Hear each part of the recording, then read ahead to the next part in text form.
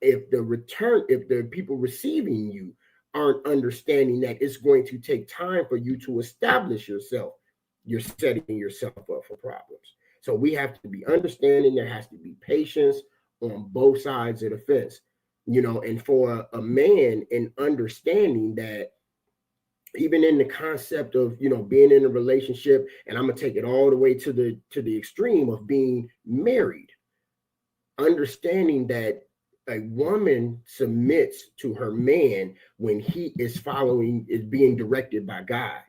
So she's not submitting to Jamarcus, she's submitting to the God in me. But it takes time for a person to get to that place to where they can understand and see that God is directing your steps, and it is okay to submit and follow you. Up until that point, you're going to meet resistance.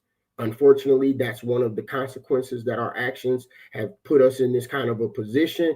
And so we got to deal with it and stay true to who we are. And that's how you teach people how to treat you. And then eventually they'll come along for the ride. I can hear our audience already, Jamarcus, and preach Jamarcus, because literally, as you were talking about that, one of my questions I was saying, there's a real thin line between something you said, reestablishing your position versus asserting your manhood.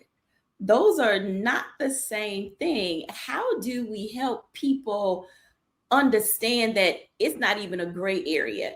It may even be just a thin line in the sand, because there's a tone of voice and some attitude that comes along with the difference between reestablishing your position in the home versus asserting your manhood. Can you break that down for us just a little bit?